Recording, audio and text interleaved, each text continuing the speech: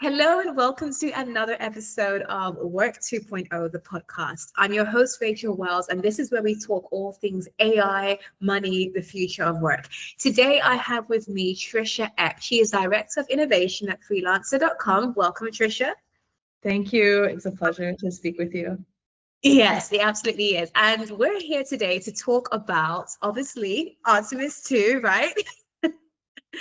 Artemis II, I think we've just been so excited. The whole world has been thrilled and captivated by the crew, by just the humanity of it all. I don't think anyone's been too focused particularly on the science behind it. I'm sure NASA's going to be talking about it in the coming weeks and months. But I think for now, everyone's just been fascinated by the crew themselves.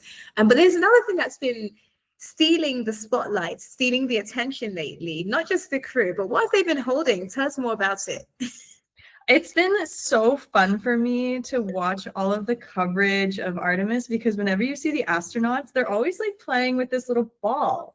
And this ball is the result of a competition that we ran on freelancer.com. So NASA came to us and they said, we want to inspire the Artemis generation and we want to get people around the world involved. Here's our idea. We always need to have a zero gravity indicator. So when all of the astronauts and everything is strapped down for launch, this is the only thing not strapped down, and it's going to float when we get to zero gravity. And that's the visual cue. You know, you have all of the dials and the things you can check, but it's like a real visual cue. We're floating now. We've kind of escaped gravity. That's a fun way instead of using a dial or something. Yeah, exactly. And the dial might go wrong. Like you can't deny what your eyes see. And so this zero gravity indicator was a competition globally. Thousands of people all around the world participated with their ideas to design the zero gravity indicator, the moon mascot. And the one that won is called Rise. And it was created by a second grader. So just an incredible achievement. And it wasn't just a kids competition. It was an adult competition too, but this one was just a very inspiring, very meaningful contribution, and it's been floating around. The thing Rise has made headlines all by itself. Like I'm seeing Rise pop up in, when they were taking press calls in the Orion spacecraft when they landed, and then the humorous, the cute story about how was it Hansen, I think, or no, it wasn't Hansen, it was Commander Reed Wiseman, how he strapped it to, he didn't want to leave it behind in the spacecraft, so he took it with him and made sure it was strapped to him so he could take it out on the way back to Earth. I think that was so cute and incredible. Such a heartwarming story. I also thought what was super incredible and intriguing, NASA, they made their debut on social media on Threads on Saturday, and their first few posts were like, everyone was just like fanning over them and just so excited. But one of their posts, I'm going to read it here actually, which I thought was absolutely incredible. Give me a sec. My phone is playing up. NASA mentioned that there's been a lot of demand for the Rise plush toy, and they said, oh, here it is. They said, this is a public service announcement. NASA doesn't make merchandise, but we do work with many vendors to review and approve things. We've seen many requests for Artemis II items, including Rise plushies.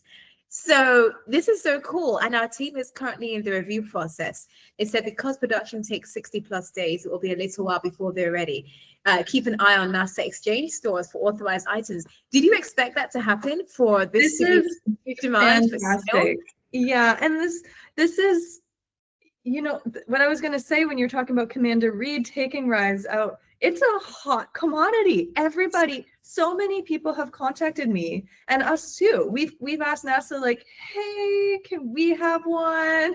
And it was created in the thermal blanket lab of NASA. So it's actually very specifically, the one that went into space is specifically made with materials that are safe for space flight.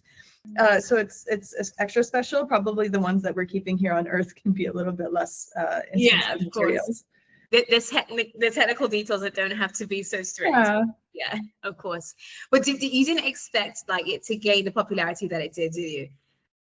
You know what? I did think that people were going to want it. And Yeah. it wasn't, we would have manufactured them ourselves actually. And we offered to do so for NASA, but it's good that they're going to manufacture it and put it into their stores, and I will probably get one. And why? Oh yeah, for sure, you need that. And why do you think it is that people are so fascinated and so drawn to this? What is it about Rise that you think appeals to people the most right now? Rachel, the thing about our generation, the Artemis generation, this is the first time we've seen people go to the moon.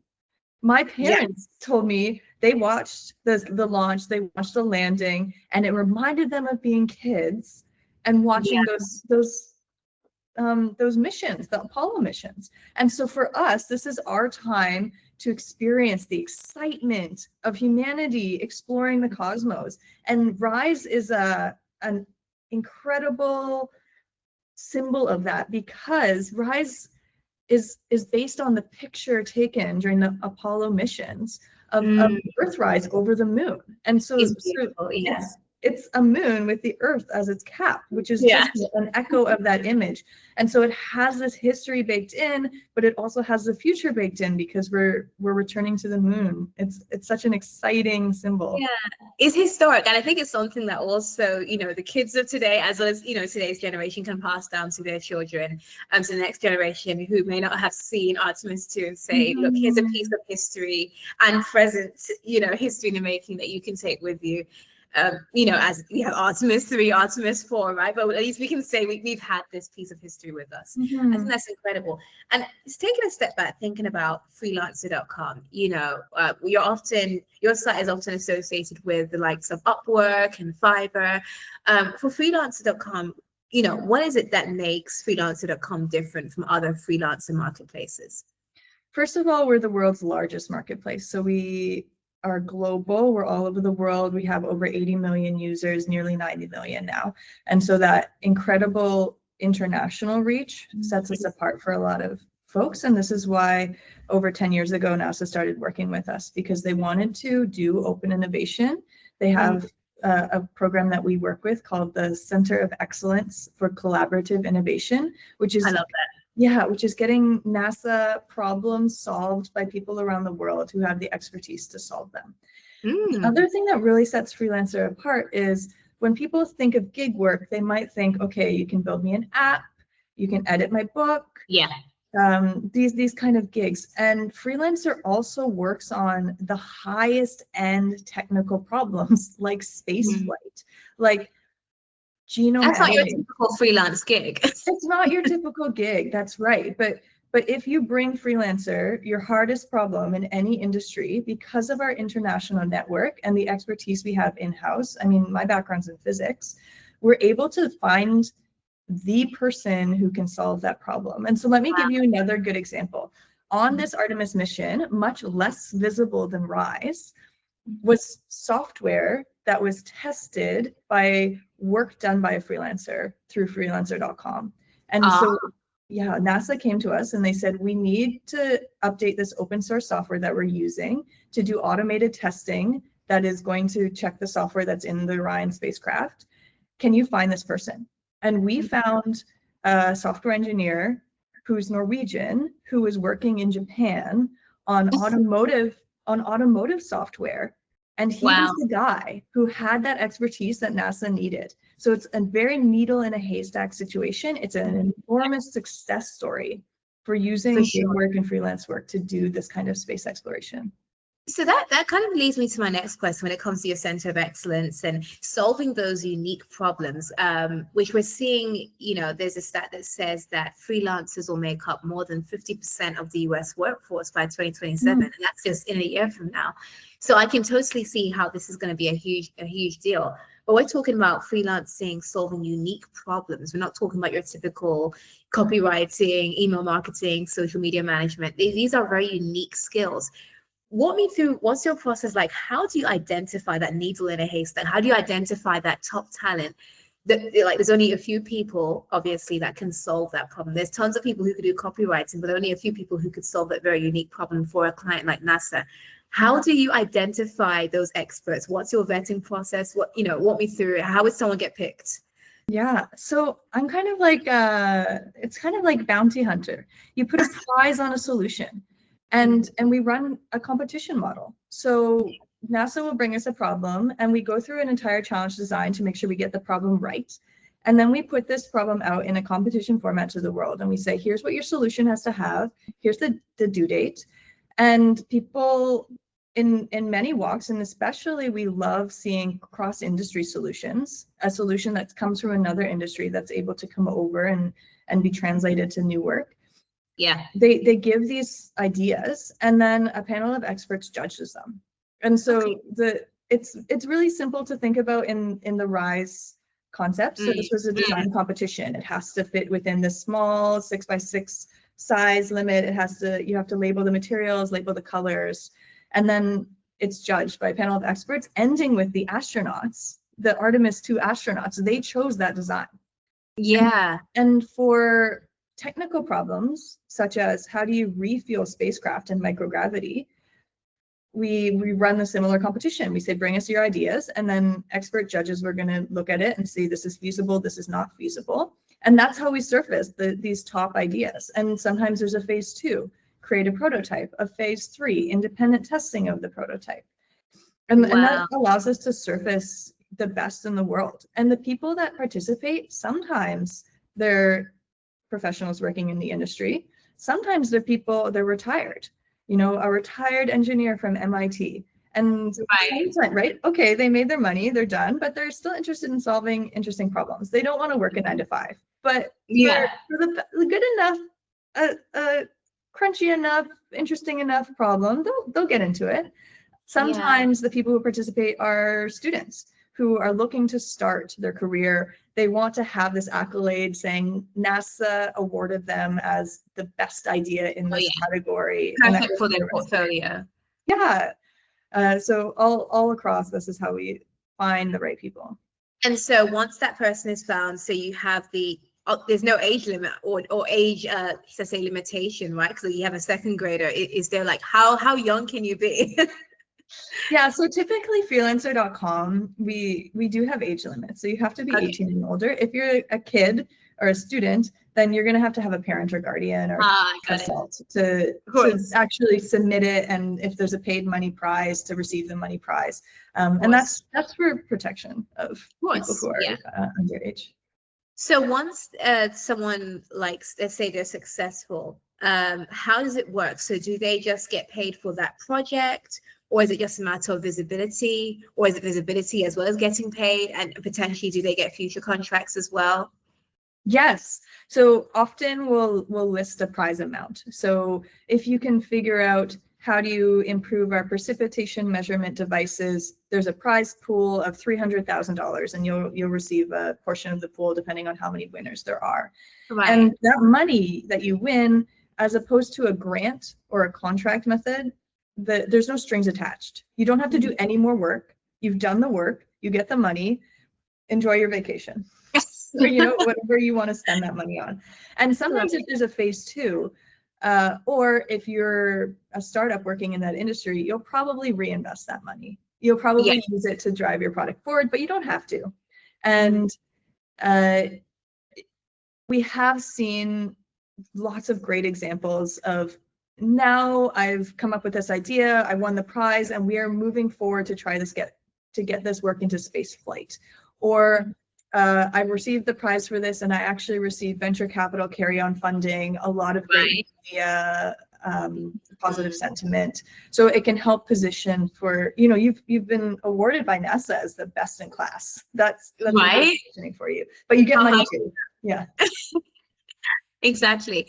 I think we were talking just before we started recording this podcast, and we were talking about one of the things I noted from freelancer.com is you had, I think it was a competition or something that you put out concerning a very, very unique gig, which is creating art with bricks. I've never seen that before. Like, you know, you've seen Lego, but this was so unique, very unique, and like sculptures and things that you're creating using bricks that are so like ridiculously cheap, but at the same time can yield so much profit, so that, you know, that your profit margin is like crazy. Tell me more about like the thought process behind that, how popular that is right now, or is there a growing trend for it, a growing demand for it, and how can a newbie like get into something like that? What Freelancer is doing is we're seeing a trend where people want to start their own business. That's a huge trend in the market, and Freelancer is able to support many aspects of that. For example, on freelancer.com, you can get someone to build your website, you can get someone to do your branding, you can get someone to source your marketing. And so it really is this place where you can go to run your business and to get the work done that you don't have that expertise in-house, because you're just this one person who's an expert in building Lego bricks, for example. And so we're running this campaign, which is, okay, here's a big idea. Here's something that it's not overdone in the market yet. You have an option of starting a business if you need a business idea. And this is one of the ideas, like, okay, maybe you can do custom Lego brick creations and sell them online. Maybe your idea is these custom experience boxes. And so you're going to make a custom experience box for the morning after you've been out drinking too late with your friends, and you probably need some light and some snacks, and something, you're not going anywhere, or you went out with your friends and your friend drank too much, you send them one of these custom boxes. And so that's not a thing that's on the market. So it's just these ideas of how do you start, where do you start, and what you brought up to this Lego brick. It's just like, here's something you could do. It's not oversaturated yet. You can try to make a business for that. I really love that, because I think people often go with what's safe, like they'll go with the natural. I keep talking about copywriting, email marketing, course creation. These are the popular ones, the easy ones, because everyone does it. So you feel like there's no risk. But the problem there is there's a lot of risk because it's saturated, right? Everyone's creating the latest course. Everyone's offering their services as a copywriter. Everyone's doing coaching or whatever. So, it does become saturated and harder to stand out. Whereas something like what you mentioned, a custom, experience box, after you've had a hangover, it's quite unique.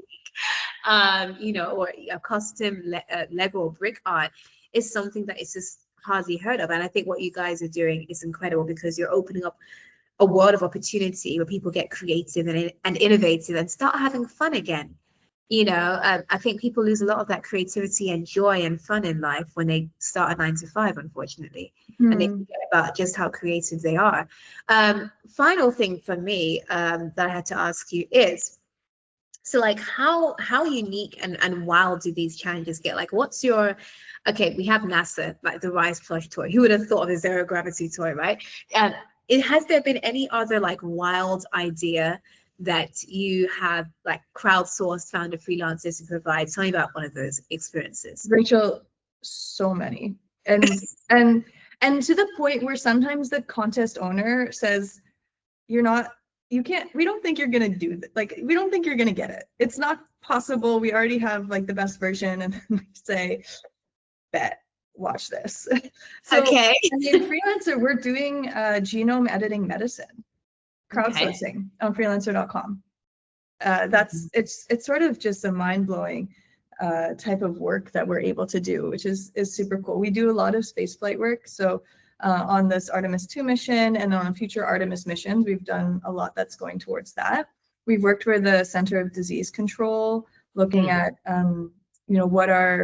what are some information that we can find with the data, and we connected the Center of Disease Control with their data to top mathematicians, saying, okay, use the latest in network science methods that only the cutting edge research professors who are working on this, the rest of the world doesn't even know it exists, and see what you can find in this data and the journey and the what was it called?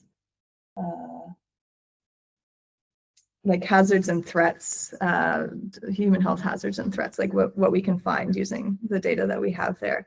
I probably the genome editing is kind of the most, like, you never would have associated freelancer.com with genomic medicine. And it's important because 10% of people in the world have a rare disease, and it's rare because not that many other people have it. But if you count all of the rare diseases, actually there's a lot of people who are affected by this. And so if you can have custom genome editing medicine, and maybe your disease is caused by you know, a single defect in your genome and like just a single piece of DNA. And if you can have a custom genome editor that goes and fixes that solves your heart That's mind blowing. Yeah, so that's what we're working on, and right now it's in independent lab testing. So we're helping to progress it. It's really exciting to be, you know, touching it at all. I think it's especially exciting given the fact that, you know, obviously, you know, the news of the weekend, inflation spiked up to 3.3% compared to 2.4% in February. People are concerned about the cost of living, gas prices going up. What would be, as we close out this segment, what would be your advice to people who are currently working their 9 to 5? They're not getting paid what they feel they're not getting paid for what they're worth. What would be your advice to them so that they could just get out there and get creative and start making money from their skills? What would you tell them? Oh my goodness, that's a that's a really hard question, and it's particularly hard because I actually love my 9 to 5. Right. So number one, my number one advice is, you know, bring out your inner protagonist and experience what you're doing and realize that your work is not just work to get to eat. It's not just work that's going to pay your bills and buy you bread, but that it can also nourish you in other ways. So you're intellectually growing, you're challenging yourself, you're trying to do things better than you did it yesterday. I mean, that's my my top advice, which is just enjoy life where you're at to start, because if you don't already enjoy life where you're at, changing the scenery might not help you. There's some perspective of your own that you need. But then secondly, the way I do my career is I always try to work on interesting problems, and I try to choose work that is very interesting to me and engaging, and obviously I love being on the cutting edge of science. The other thing I would say, if you're working a 9 to 5 job and you have a question or a problem that you don't want to solve because you want to be spending your time thinking about, I don't know, your newest AI algorithm, and you don't want to be thinking about how do I build a network that supports this, then outsource that, and I would be really glad to help. Give me your toughest problem, and I'm going to find that niche person in the world that can solve it. I would love to help with that kind of thing. You are the ultimate matchmaker, right? Yeah, I am. The world's toughest problems. I think that's what we should call you. Not directive innovation. You're like the innovation matchmaker. Yeah, that's cute. That's really good. Well, Trisha, it's been a pleasure having you on Work 2.0 today. I know today you're in between meeting NASA representatives today. I know you've got a packed week with traveling and everything, so it's been an honor having you on the show. And also, I'm definitely looking forward to receiving. Obviously, we're going to have some comments, I'm sure, from our audience. I'll be sure to pass the questions your way if there are any questions. I'll just direct them to you. For those of you who are thinking about your current role, thinking about the future of work and where you fit into it all, don't worry. This is what Work 2.0, the podcast, is all about. We're here to teach you and show you exactly how the things that you're seeing day to day in the news directly apply to your work and what you can do about it. So I will see you in next week's episode of Work 2.0, the podcast.